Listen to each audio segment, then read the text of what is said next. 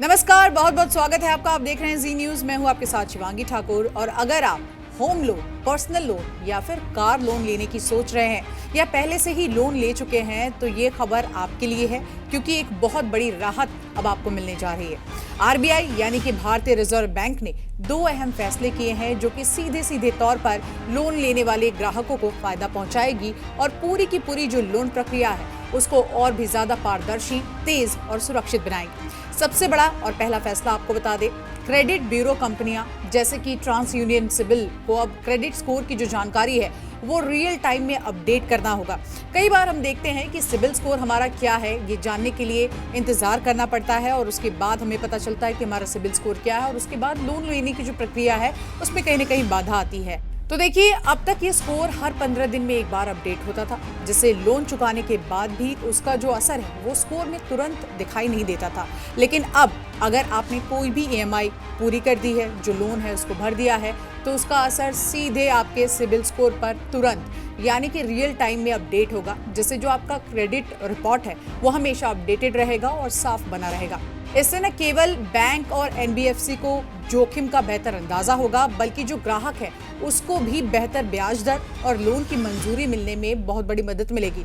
RBI के deputy governor M Rajeshwar Rao ने ये साफ कहा है। तो देखिए, इससे पूरे सिस्टम पर भरोसा बहुत ज्यादा बढ़ जाएगा, कामकाज और भी ज्यादा कुशल होगा और साथ ही साथ ट्रांसपेरेंसी भी आएगी। भले ही इसमें थोड़ी लागत जरूर लगती है, लेकिन इसके फायदे बहुत ज्यादा है। और दूसरा बड़ा फैसला भी आपको बता दें, आरबीआई ने जो फर्जी डिजिटल लोन ऐप्स है उस पर भी लगाम लगाने को लेकर एक बड़ा अब फैसला किया है। आरबीआई ने अपनी वेबसाइट पर तकरीबन 1600 वैध डिजिटल लोन ऐप्स की लिस्ट जारी कर दी है और इस लिस्ट में वो तमाम ऐप्स शामिल हैं जो या तो आरबीआई से मंजूर किसी बैंक या फिर एनबीएफसी से जुड़े हैं। इसमें गूगल पे, फोन पे, भारत पे, ऐसे के साथ साथ पेटीएम, एक्सिस बैंक या फिर एक्सियो जैसे भरोसेमंद ऐप्स शामिल हैं। इस कदम का मकसद एक ही है कि कोई भी व्यक्ति लोन लेते समय ये जरूर जान सके कि वो ऐप वैलिड है या नहीं है। इलेक्ट्रॉनिक्स और आईटी मंत्रालय को भी निर्देश दिए गए हैं कि सिर्फ उन्हीं वैध ऐप्स को आप ऐप स्टोर पर जगह दें जो इस लिस्ट में शामिल है। आरबीआई इस लिस्ट को समय समय पर लगातार अपडेट भी करता रहेगा।